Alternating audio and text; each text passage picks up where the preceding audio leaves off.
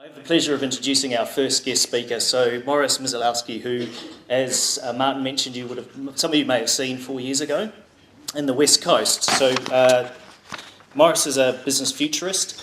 So he, in line with our conference theme, he's going to talk about technological changes that are going to help us navigate the future. So I'd like to welcome up Morris.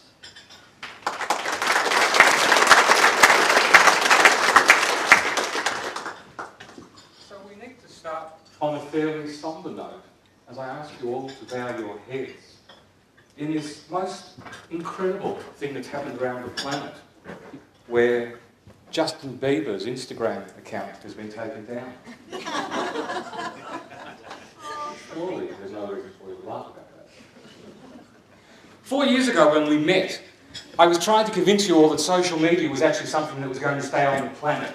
That unlike acting was not going to disappear on the pimply faces of teenagers. And here we are talking about a worldwide, monumental trending event as we speak. Something as dramatic as Justin Bieber deciding as he stomps his feet and his hair flies across his face that he shall no longer talk to the hordes of people unless they learn to worship at his feet. That's the world that we're living in now. It's quite extraordinary. It's extraordinary not because of what he's doing, but the fact that in New Zealand, as we stand here, we're afflicted by knowing it.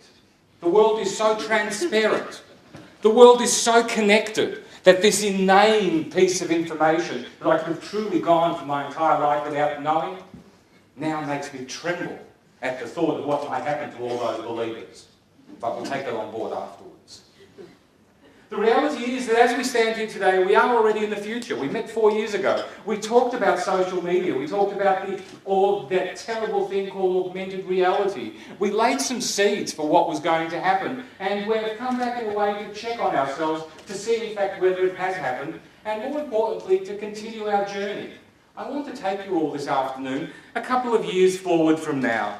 For some, it might be a couple of moments. For most people, it will be a year, 2 years, and we're going to have a look at the way the world is likely to evolve over the next 5 to 10 years with a personal view of how that might impact tourism, events and hospitality. I want us to have a look at this material, not as a sure bet. As we said 4 years ago, if it was a sure bet, we would all be standing here buying my tax tickets or getting my horse numbers. That's not what we're about today. We're really about looking at the outliers. We're looking at the things that are most likely to happen. And then it's up to you and I to make it real if we want to. Really what you and I are trying to effect is this. We're trying to increase our visitor numbers. And as you see across the planet, travel is one of those increasingly important activities across the world. There's this really interesting phenomena about calorie intake and tourism that is happening across the planet. The more calories that a country is able to give its residents, the more that they increase their self-worth, their ability, their work, and eventually their desire to move away from where they currently are, temporarily, to travel the planet. And we're seeing that in China, we're seeing it in India, we're seeing it across many countries. It's a fascinating way to look at the way that the world will evolve. But you and I, when it comes down to it, we really want to make that chart sing. We want to put more numbers on it than we currently have. What we have is an industry that worldwide accounts for much of the employment. We're looking at 6% of the total world's exports. We're looking currently at about 1.087 million international travellers, and we're looking by 2030 to have 1.8 billion, with a B, international travellers. It's quite extraordinary how we are going to see the advancement of tourism on this planet, not only as the existing population that is used to travel continues to do so, but as we bring on an entirely new crew, as we've already alluded to and you will throughout this conference, of middle-class people that will have, if they don't yet have, the burning ambition and desire to travel. There are some really interesting, wacky and out there predictions of what 2030 might look like. And 2030 is not that far away. For anybody of my vintage, that's closer than the year 2000. It's extraordinarily close when we think about it. And you and I are here to figure out how we might impact, how we might change it. Some of the things you're seeing there may be a part of it. I actually think very few of them will be. But let's come to have a look at what might be ahead for us. One of the things that I know that you will have heard, because I'm constantly barraged by it, is this notion that the world is ever-changing. That innovation is just everywhere. Nothing seems to be standing still. And the reality is very much in this chart. And this goes back to the foundation of business. What you're looking at here is S&P 500, Fortune 500 out of America.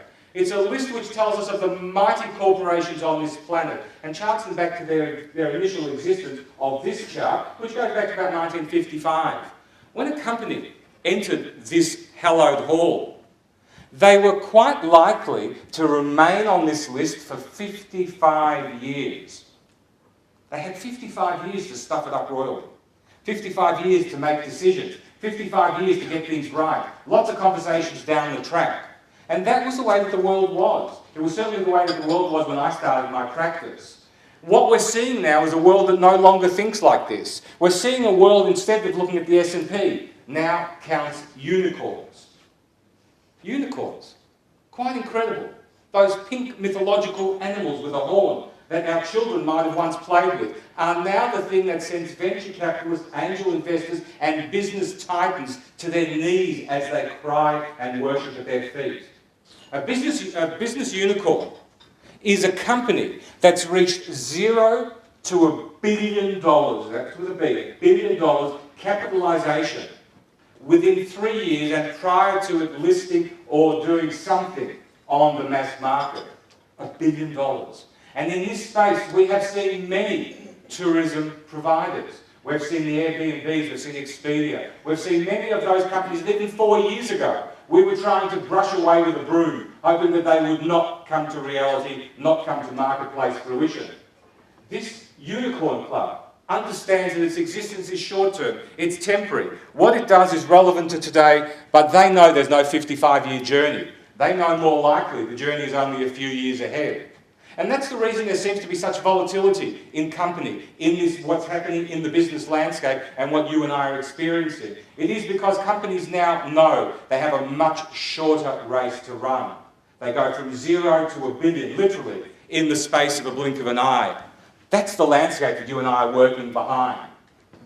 What we also have, and this has marched dramatically in the 4 years since we last met, is a world that now fully embraces the notion that we have physical asset, but we also have digital asset. That a lot of what we do online is now still very much a part of the business that we have in control.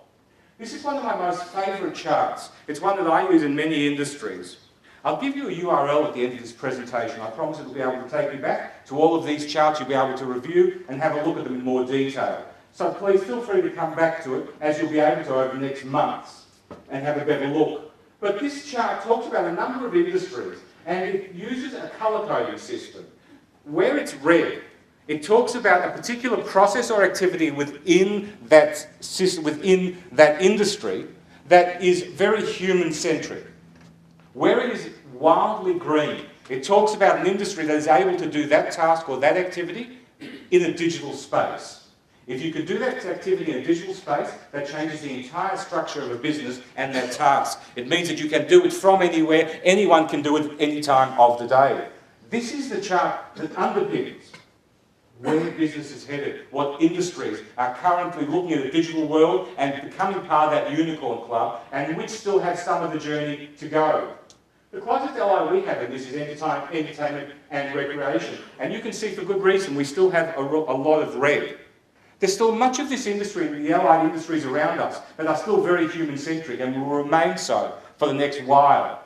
But we shouldn't rest on our laurels, as I'll show you in a couple of moments. This industry, in many ways, is now moving towards a digital space. Of course, that's not the physical asset. Of course, we're not going to put this place into the digital world. Or are we? And that's what we'll have a look at today as well. What we're seeing is this reality that where once like-minded companies, like-minded businesses would have taken on another like-minded business. And the reality is they would have taken on the entire industry. What happens now in this tech startup space, what's happening in this unicorn club, in this digitised new world, is instead of saying that I want to be a tour operator with a broad brushstroke approach to it, somebody sitting in their tracksuit, in their lounge room, or in their garage at home, comes up with a brilliant idea, usually with one of these in their hands somewhere.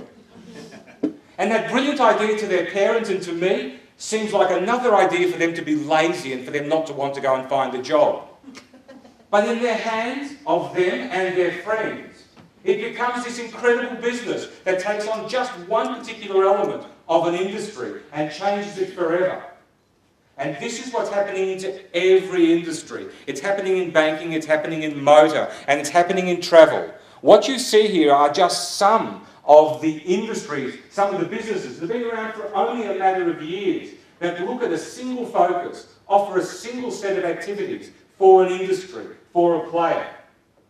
I would love you to go back into your environments after the conference, of course, is next week, and when you have a few moments, and I would implore you to take those moments to make use of what you're about to do over the next few days, is to come back to this chart and to ask you and the people around you to explore some of those brands. Literally just do a Google search on them and see what it is that's brought them to this notoriety. What have they invented? What do they offer to the industry? Importantly, how did they go about it? What was the thought process? What was the structure? How did they go about funding it? There are incredible lessons to be learned in looking at that map in far more detail. And I ask you to come back again with that URL I'll give you at the end of the presentation to do that and to explore what's happening. It's a fascinating insight to see how this and other industries are beginning to evolve. You also have the notion of a similar activity happening around the hotel space, where once a hotel such as this would have had to have provided and looked after everything. They might have had logistics partners, of course, Sabre or somebody else. They might have worked with airlines. But when it came to this property, they were totally in control, had to have all the resources, had to own and do everything themselves. What we find now is increasingly a world of collaboration with these sorts of companies that are offering specialist insight, specialist services, just for whatever their niche is that they've created, that can then play into the tourism area. Again, a great place to be able to come back and have a look at. Something as simple as hotel bookings. And my greatest example is when we first started talking, even a few years before, TripAdvisor was never going to be part of the industry. That horrible word. In fact, saying it was a swear word. I mean, literally. I got hounded down off the stage in tourism in Hobart, because I suggested that really we need to get over it. We need to learn to play nicely with them. Those same people, in the space of 3 or 4 years, now proudly put up that TripAdvisor 4-star, 5-star rating at the front of their hotel. That's how far we've come, how quickly. And these companies are the equivalent of that. What we're seeing, one of the ways that I like to track what's coming ahead and how likely an industry or a particular set of activities are likely to come about, is to look at the money. And what you have there is a chart of exactly that. This is a recent chart, only the last few weeks, which shows the investment in tech finance around travel. And you can see the growth area. We had a huge spike in around the end of last year, and it's now coming back up. What I can tell you is that 18 months from now, we will begin to see where the money has gone. It takes about that long for the money to flush through, the business to grow, the products to be seen, and for it to become marketplace presence. So we're starting to see a lot of money being put in by venture capitalists, angel investors around the globe. What that tells me is that there are people that see this industry as a very, very good investment and are putting, again with a B, billions of dollars into companies, the likes of which we've seen in the previous slides, to ensure that they have a place in it and that they are making a return on their investment. So that's the business background. That's the world as we see it now. It's volatile because it's shorter.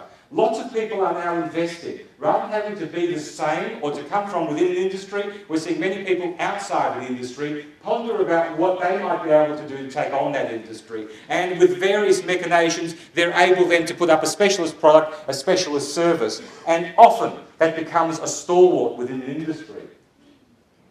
In the background of the future, we also see an incredible rise in population. We're currently at 7 billion. By the time we get to 2050, we will be at 9 billion. I think we'll be over 9 billion, around 9.3 billion people on the planet. Extraordinary in 30 years.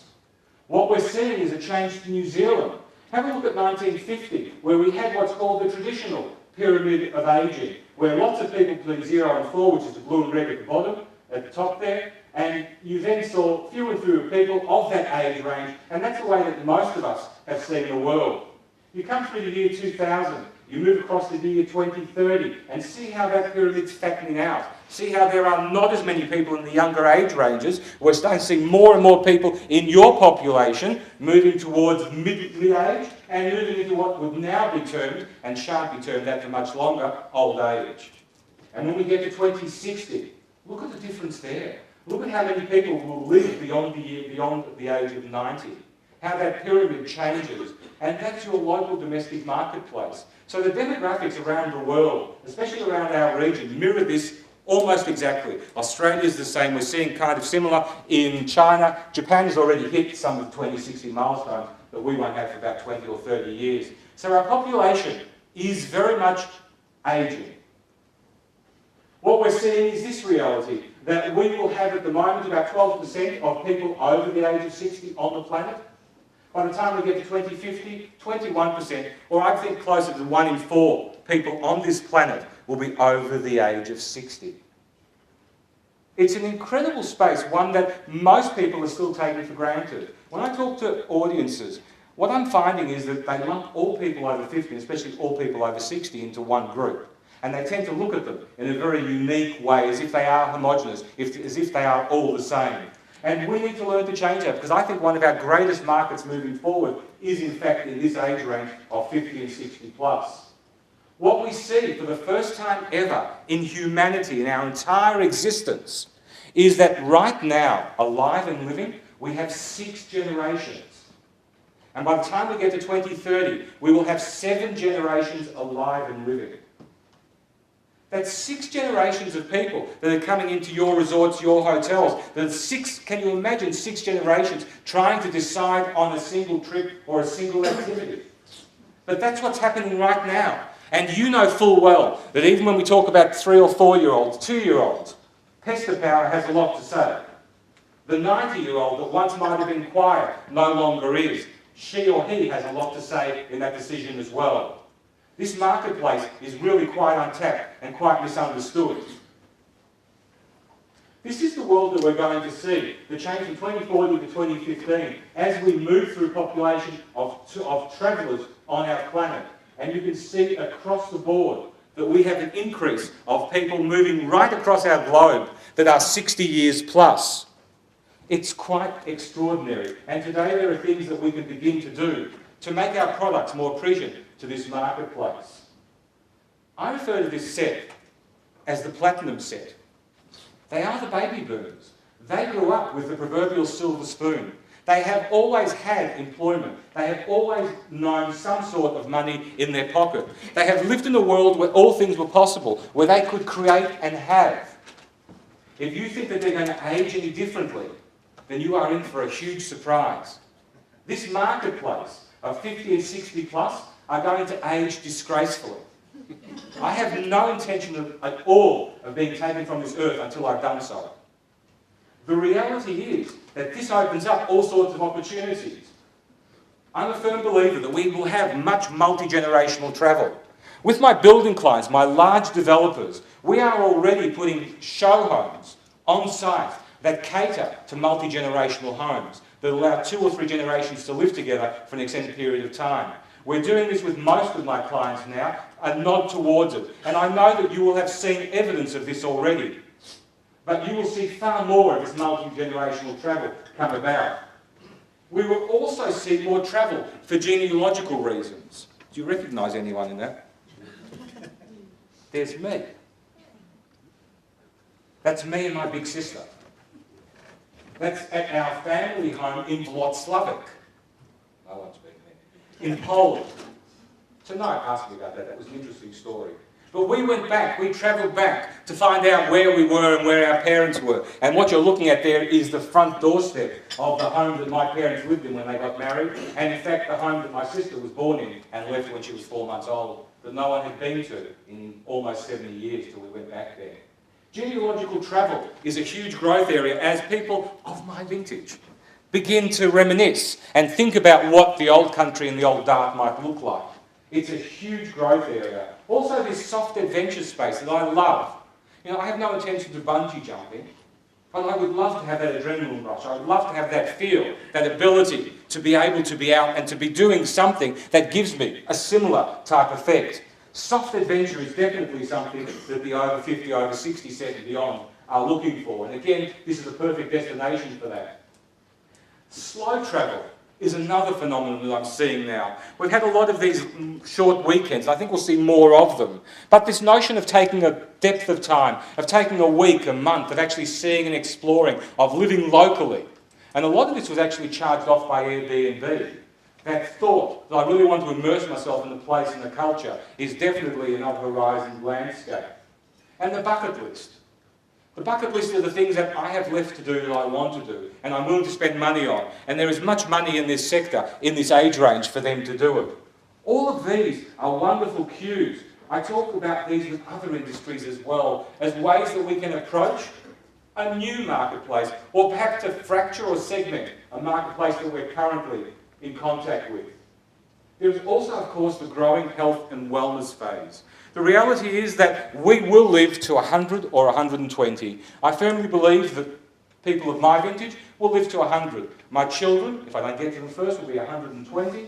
And my grandkids, of which I have none as far as I'm aware as of an hour ago, will live to 150 and do that routinely. We will, and we have already begun to take far better care of ourselves as human beings, as individuals, and we are willing to spend money on it.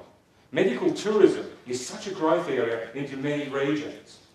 It's one of the things that I've talked about quite a lot in the last 6 months. In fact, I had a media request for it only a week ago. And that's a huge space, again, that I think that you can play so well in, and I know already do.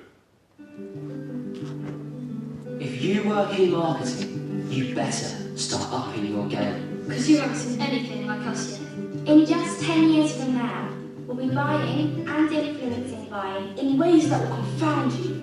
We won't just watch your ads, we'll expect smart, tailored content based on our social graphs. Tailored for me, and me. We want to interact with it as we watch it, not just with touch, With voice, gesture, With intent. You better embed everything that is featured with additional information, social APIs, and e-commerce functionality. And we mean everything. everything. everything. The car, The skirt, the hotel, the app. Because we expect to double tap on anything to get more information. Don't worry. You'll offset the costs by on-selling any leads to those data aggregator type companies. We'll spread it through our networks and co-create with you. and when we do buy, there are normally more of us than there are of you. You can change your business to one trade as long as the deal is on. Augmented reality will be the new reality. AR apps will almost function like special skills to help us navigate reality more effectively. You wait and see what the iPhone of 2021 looks like. The clue is in the name. And you better get used to paying us. Our browsing, influencing, and purchasing data. We'll make some of us pretty rich. But don't overstep the mark, otherwise we'll block you. Mass blocks kill brands overnight and keep you up all night. So if you work in marketing, You better start upping your game. Because you haven't seen anything like us yet. Welcome to the future, full of precocious little brats. At this stage, somebody's willing to swing a bat at them. But the reality is that we baby boomers created them. We gave them a world of entitlement. We gave them a world where things were possible. And what they have really is a world that is being built on that. They have an additional world, a world that many of us did not even imagine would come true, and that's the digital space. For them, there is no geographical boundary. There are no time zones. For them, everything is possible. Everything can be innovated and invented. For them, in that previous chart where we saw red being a human activity, they sit again in their tracksuits with one of these and wonder why they can't take on the world. The way that they see the world is an incredible gift and one that I think we need to take on. There is much that we can do to temper it. But I think to look at the world with a childlike curiosity is one of the most incredible things you can do as a futurist. We also have the realities we've said that they will live to 100, 120. They will work until they're 90 or 100. Not in the 9-to-5 notion that we currently do, but the notion of having to earn some income. They will most probably have a long stay in the workforce, but their travel needs will also be quite different. We already have volunteer tourism riding up on the planet. And we will see more and more of that as social philanthropy is a backbone of these generations, wanting to give back, wanting to experience, and not to do it by money, but to do it by toil and to do it by sweat. We also are beginning to see much more of this mystery travel, going to places that are unusual, discovering, off the beaten track, things and places where people haven't been. And again, if ever there was a place for them to do that, it's right here where we sit. We also are moving into a space where educational travel is on the increase. Everybody going to university now expects to do a gap year. Everybody in university expects to travel for a semester. It's a quite ordinary expectation. We're beginning to see that travelling for education goes back to the late 1800s and early 1900s of the well-to-do, who sent their children away for a discovery tour of Europe for a year. We're coming back to that notion, not for the year and not to Europe, but allowing our children to expand their minds by physically moving themselves to a different space and experiencing what that space has to offer. The reality is that these generations will have 6 careers and 14 jobs. They will work into their 80s and 90s. They will work project and task, not 9 to 5. Their holidays will no longer be dictated by just 2 weeks or 4 weeks or whatever is stated in some award. Of course, for some that will always be the case, but there will be a growing cohort that will be able to move in and out of spaces, take vacations, travel, perhaps for business, and take a day either side, and that is what one of the growing phenomena is. I think one of the areas that we're going to see more growth in is extended stays. People that want to experience that much longer opportunity than just coming and going. And there are a number of properties and providers that are doing that. This is One Fine Stay, which is kind of like an Airbnb. It's an Accor product bought by them, I think, a couple of years ago. It offers a different level of staying experience. Normally a more upmarket apartment, a much pricier price tag, something around the $1,400 in New York to stay somewhere quite central. But it's that notion of staying longer for extended stays. And this is the one that tickles my fancy the most, and I'm beginning to see evidence of. I can't quite chart and quite can't put evidence to it yet. But I see a lot of people, and maybe because that's the space that I work in, that are travelling and working simultaneously. Yes, it might be because their job requires them to do that, but increasingly people are just tethered to a keyboard, and that keyboard can be anywhere on the planet. They're choosing exotic and different spaces to work from, and that's a growing phenomenon. I think that what would be interesting is to offer a product that allows people to work together. Instead of just staying in a hotel, is actually to have a common workspace, a common community around them. This is something called We Work, which is a community of people that gets together for the purpose of working together in a collaborative space. They come and go for an hour or two, share resources, do whatever they want and meet. But they have a We Stay opportunity, which in the same building offers 3 or 4 floors, depending on the building, where people can have a room, a quite upmarket room, but there's nothing else there. There is then a communal space, which again is very upmarket. It has all the ability and all the space for you to be able to cook, to get together with your friends, to meet people and work together should you want to. These spaces, I think, are going to be one of the boons for many properties as they begin to look at how they can reshape and remanufacture what they currently have to offer it to a new audience, to give you the opportunity to work from there, as well as then to go on and do what the other things that they might want to. The reality of tourism being digital, of being online, is really not a new one. For those of my vintage, and we talked about this last night, I remember back to the old telex operator in the early 80s, late 70s. We have always needed something that will allow us to stretch across the globe to make bookings, inquiries and reservations with. And this is a chart of technology that goes back a long way. And I can tell you I've written pretty much all of this, and at pretty much every one of those dots, there's been a lot of pushback. The industry is about to go to hell in a handbasket. And now we can't live without them. They've become so ordinary. What we also have in New Zealand now is a huge uptake, again no surprise, of technology users, of people that are connected. This is very different to the chart we looked at 4 years ago. It is now quite entrenched, quite ordinary. So what we're seeing is a backbone of technology being provided, technology being used, and we see that people are beginning to find satisfaction in the online experience, where once we thought maybe we are giving them a second-hand opportunity, a second-hand contact, many people, depending on where they are and what stage they're at, are seeing the online presence as sufficient for what they need to do. The red arrows are the ones which are closest allied to our industry. So we're talking airlines and hotels. I lament the fact, though, that we are still that far down, that we are not at the left-hand side, we're not at the top of the opportunities. Can you imagine that personal banking is the thing that people are most satisfied with online? Surely we can do better than bankers. What's happening around this space and what's happening around technology, and this is the thing that's going to drive all of the work that you and I do for the next few years, is that our technology has actually moved into a very, very new landscape.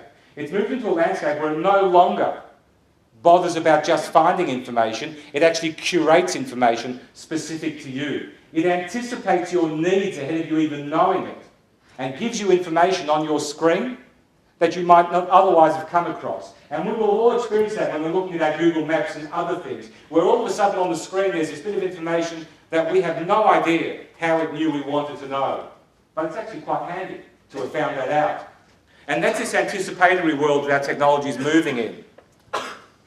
Despite all the technology that we're about to have a look at, despite this very fluid, dynamic, changing world, despite the multi-generations and the new generations and all this new thinking that we seem to have on this planet, all the things that are now shifting and reshaping this industry, I have a fundamental belief that we are actually devolving as human beings. The Industrial Revolution, which is 200 years old, taught us to live, to recreate, to have, to want, to travel in a particular mode. It taught us that we had to work 9 to 5, that our vacations and holidays were structured. They were on a weekend or they were in an allotted period of time. It taught us that retirement was mandated at 65. It gave us our habits and our beliefs. It told us about what was important. And for many of us, told us, especially in New Zealand and Australia, that it was England that we had to travel to first, the motherland, to experience that. That was what society, Industrial Revolution, did. We now find a very, very different space opening, where we are devolving. We're stripping away from all of those things that were once mandated and all ordinary. And we're coming back to being very, very human. I believe that technology has in fact removed the shackles of all of that and has allowed us to come back and to go back to the core of what it is to be a human being. And I want to show you how I work through that. I kind of have this conversation in 3 levels. The first thing is really about information. Much of our world up until 20 years ago was about you and I being able to assemble and amass information. The person that had the most information was the person that won. So as a travel agent or somebody involved in this industry, you would sit with somebody, you would have copious amounts of books, you'd have tariff cards, you'd have all kinds of things. And it would be up to you to be able to put all that information together and make sense of it for a traveller. Never, never would a traveller ever think of doing it by themselves. It was foreign territory, almost another language. In fact, it wasn't another language. The reality was that information was king then, and much of what we provided could be fairly routine. We could offer information in a guidebook and people would follow it because that was the best sum total of knowledge that was available, and we were attuned to accepting that and not going off the beaten path. So we literally had paths, we literally had signs, everything that we did was mandated, everybody jumped through the same hoops when they had their travel experience, give or take. What we know now is that because of this online space, that you and I are drowning in information. There is so much information out there that when we think we've made the right decision about a destination, when we think we've learned something about a hotel we're about to book, some bugger comes along and writes a review. Something comes up with a new picture. There's something that we didn't see 10 seconds ago that all of a sudden darts us off in a different direction. That's where we are at the moment. Not at a guidebook that's fixed, that was 3 years old when we bought it, and still we hold to be true and dear. We now look for millisecond information, and that's the world of information. You and I cannot cope with that. And as providers, we really can't be responsible for putting the information in that space. We can for curating it. We can for making sure its authenticity is correct, that its comment is correct. But it is beyond us now. The gate is bolted. The gate is gone. What we're seeing now are retail travel agents like this one, which is Virgin in London, that allows people to come in. It's a very holistic experience. It has iPads and allows them to use all their smartphones and equipment. They can literally brush information from their iPads onto the big screens. They can watch huge screens of a destination they're about to travel to. They can see the hotel room they're about to book. So it's not an immersive experience yet.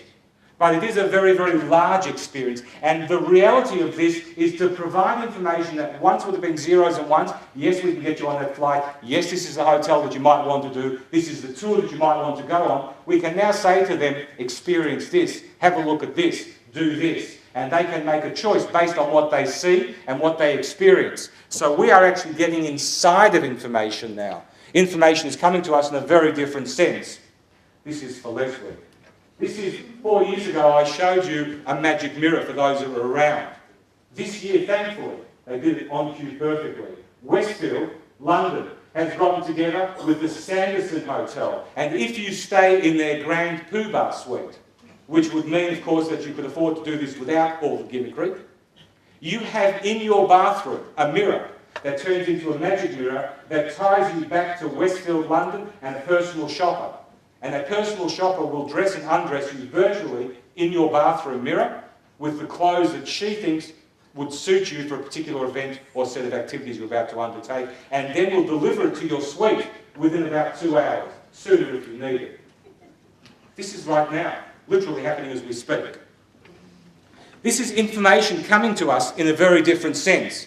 What we're seeing are, again, a number of hotels that are offering shopping experiences because they understand that the traveller has come, she or he no longer wants to take huge suitcases. They might be going to an event, to an opera, to the theatre. They just want to dress differently. They want to find something cultural about this place that they want to take home with them.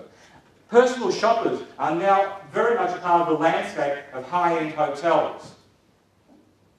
Like a concierge, these are specific to the shopping experience. Again, I think an untapped marketplace and one that's going to burgeon. Because yes, we could discover it online, but it's so much more joyful when we talk to a person about this and she or he shares their local knowledge and understanding of shopping. It's something I know that my wife would incredibly enjoy. In fact, when we were in Shanghai 4 weeks ago, we hired somebody for a couple of hours that I thought was going to do a usual Shanghai tour, that we ended up talking about shopping and buying stuff in shops, not tourism shops, off the beaten track. What we're seeing is, again, this reality of information, no longer in zeros and ones, coming to us through headsets that you'll hear more about tomorrow. Virtual and augmented reality that we touched on briefly 4 years ago has just made a huge splash on the global scene, literally in the last few months. Augmented reality is a headset that you put on. It takes the existing world, overlays information. Virtual reality makes the existing world disappears and takes you to another world inside that space. Mixed reality, which is the big push forward, does a bit of both, depending on what's appropriate at whatever time and whatever information you want. But these are ways that we are now going to experience information that you're going to provide. We also have these incredible experiences. This allows you, through this site, allows you to go on a trek to the top of Mount Everest. It is not something I could physically ever undertake, but virtually it's an incredible experience. This is not a cheap gimmick either, by the way. This is a fully escorted, immersive digital tour. And I believe that we will see far more of them down the track. One of my big careers that I talk about moving forward is a virtual travel agent, like the holodeck from Star Trek, where yes, we want them to physically come to this space and enjoy it. But there are a group of people that will be just as satisfied, for whatever reason, and we can argue the good and bad, and I hope we do at dinner tonight, who are just as happy to jump into a headset and experience for an hour or two what this wonderful country has to offer. And around these tables, I firmly believe in the next 5 years, will be people that do exactly that, that never physically bring a person to this wonderful space, but digitally bring millions and perhaps billions of people to experience what is available. If you think that's a shortcut, if you think that's going to detract from your industry, the world and time has shown us the exact opposite to be true. Once people have a virtual experience and they have enjoyed it, they then want the physical. They want to then go and feel and touch it. It's a wonderful entree to those that at first hand may not want to come, who after doing this cannot wait any longer to get on the plane. What we're seeing, if you think that is not true, and I hope none of you even know what this is, but I'm sure all of you do, is this stupidity that went from 0 to 100 of Pokemon Virtual. I first found out about it when I got off the plane from Shanghai and Hong Kong. My producer in Hong Kong rang me to ask me if I'd do a segment on it. It just literally blown up in Hong Kong And I then did, I think, 15 segments in the space of a day, incredibly talking about this silly little thing, which has been around for quite a while, not Pokemon Go, but the ability to do this. And this has huge tourism implications. It is the next guide. It allows people to experience a space and a place in ways that they've not done before. And you have taken it on.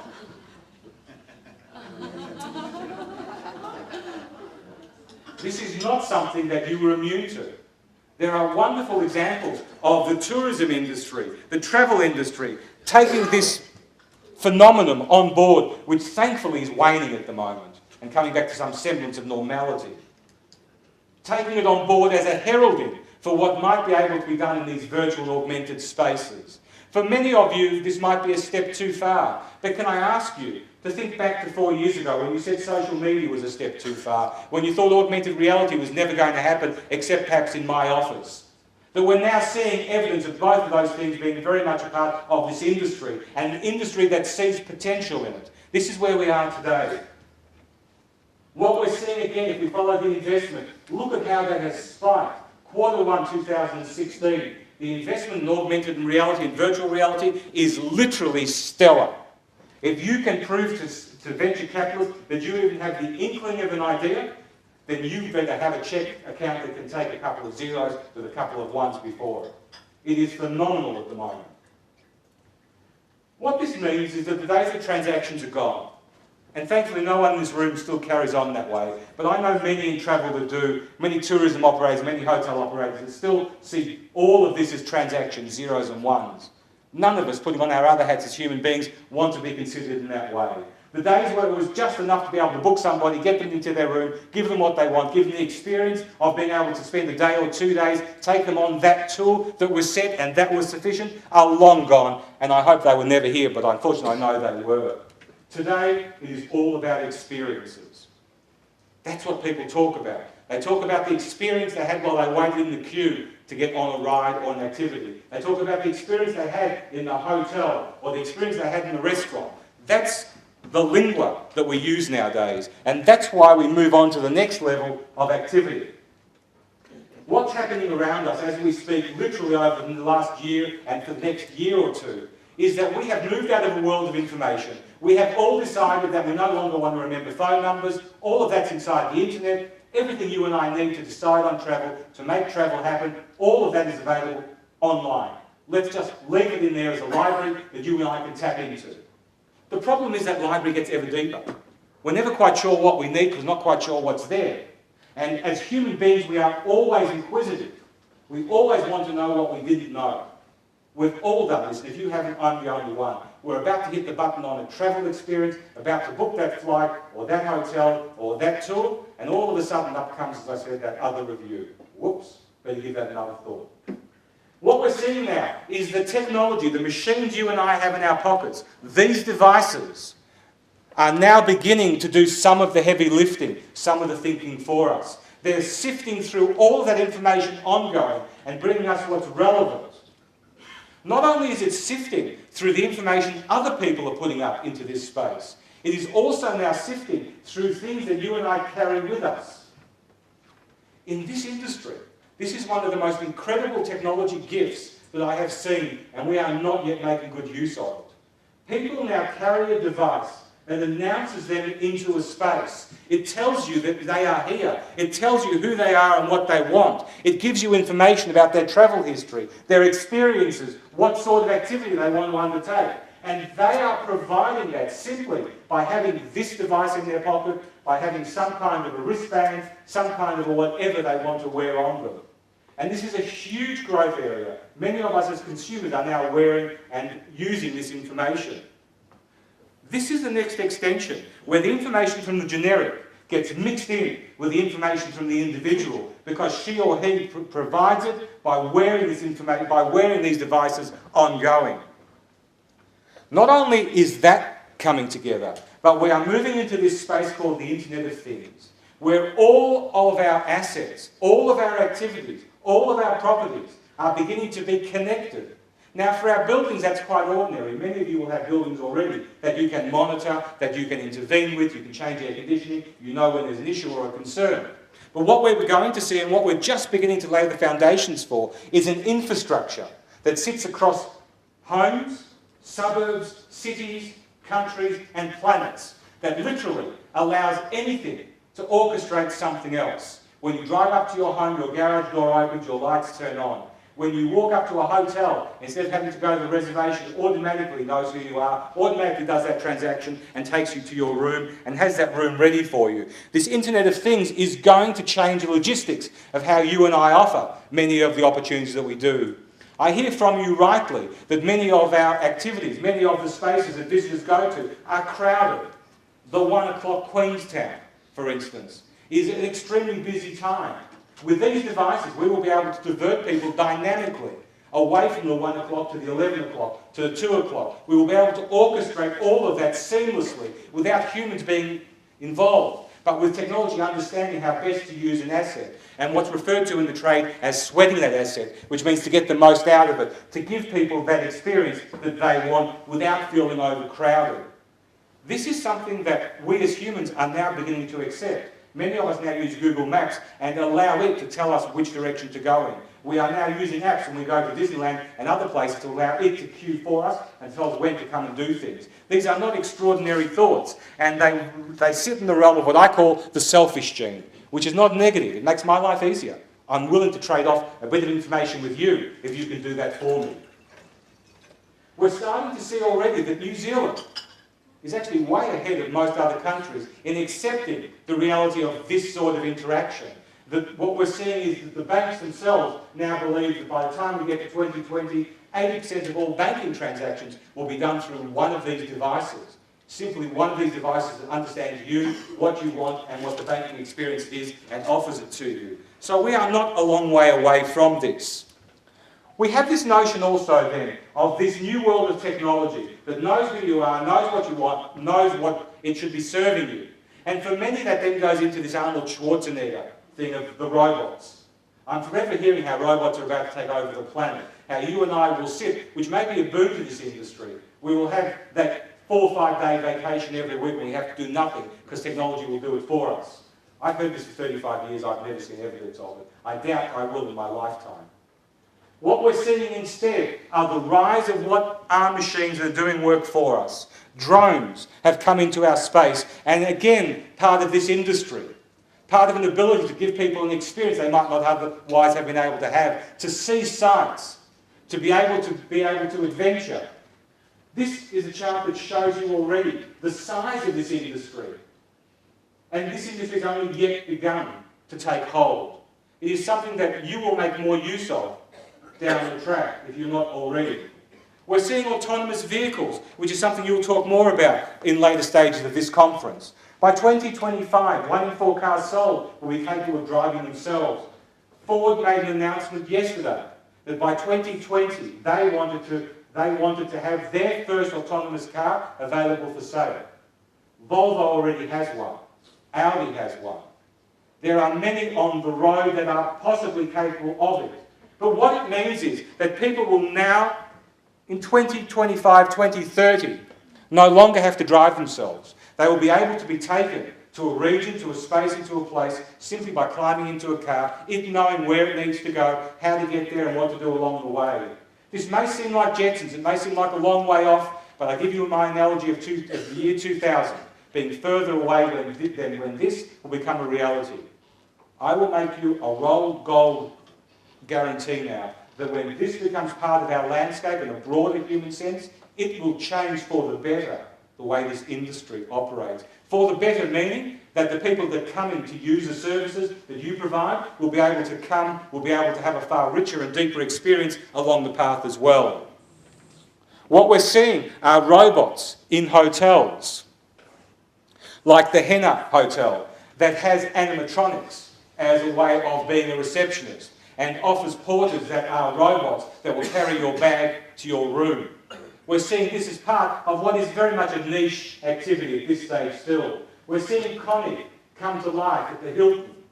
She started work last December, and she is able to speak 15 languages, and along with her 5 human concierge mates, to answer questions about where's the best steak, where should I go, how do I find things. So she's one way that you can interact.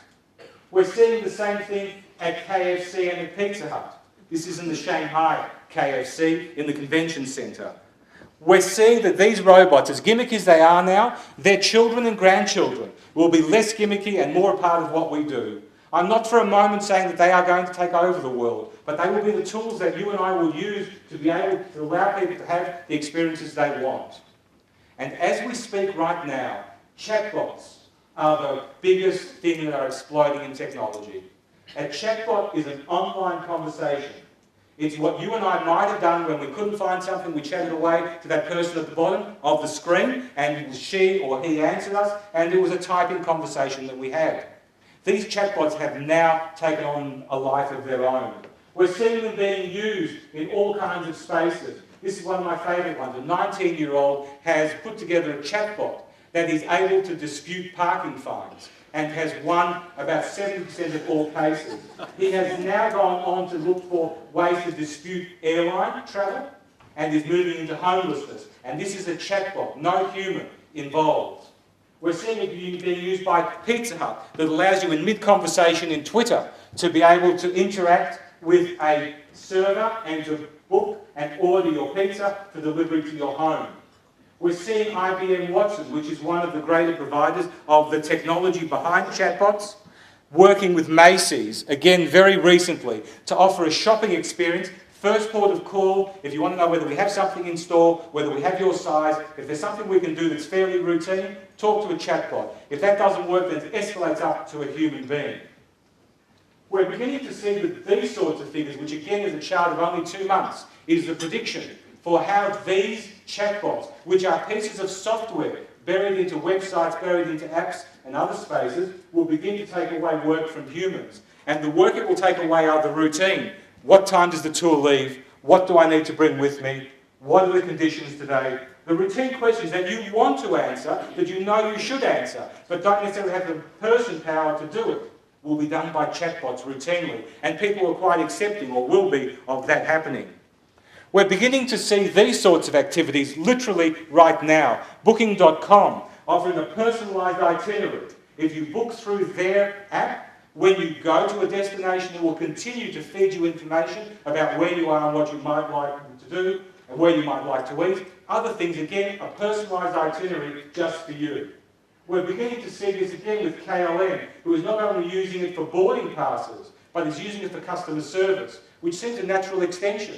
You already have them online, you already have interaction with them. So you can go beyond just that to being able to interact with one of their operators. We're starting to see it in Expedia and Priceline. These are all very, very recent, in the last month. There is a huge deluge of large companies moving into the chatbot space.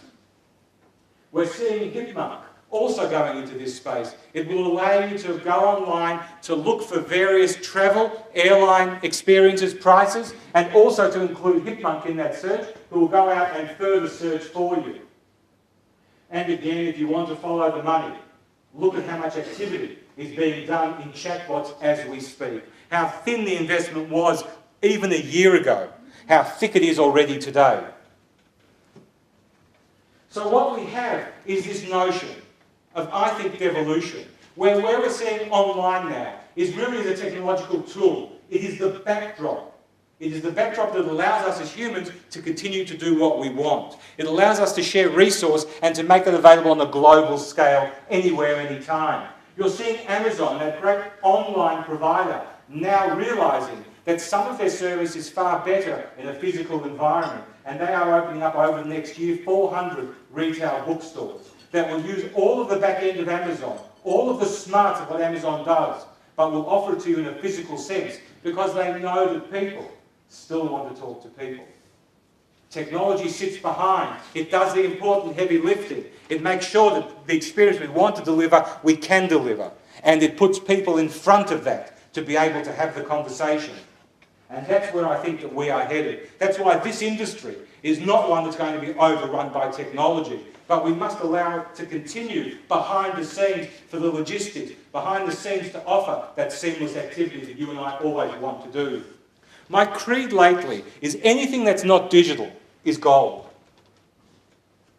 And that's what we need to remember. that you and I are still very much in this gold phase, that what we offer is a human contact, a human service.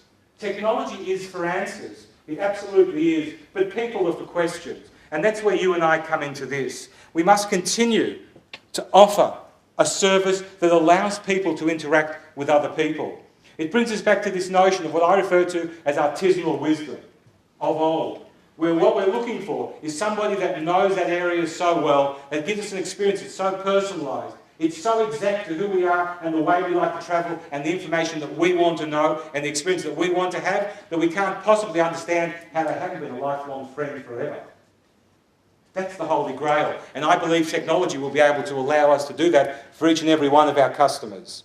It's called human marketing. That's my phrase for it. And that's where we need to head.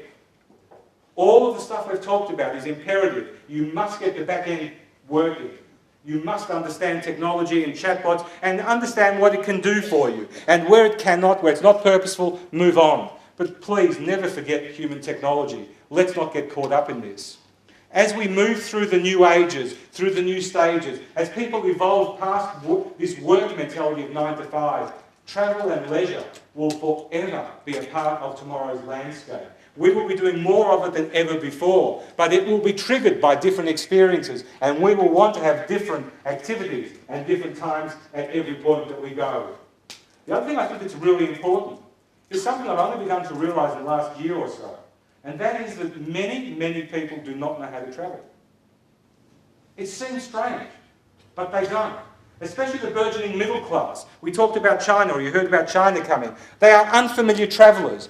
In having an experience with them at the first point, of thanking them for the booking, of telling them what clothes to bring, of giving them a packing list, of giving them instructions, of really working through all of that, and then post afterwards, sending them information, I think is all imperative in our work. It's not just the physical. We need to teach them how to travel so that when they come to us, they are ready for the experience. Please don't assume they know how to do it, because they don't. What we're looking for is that frictionless opportunity, which is what you and I as consumers want.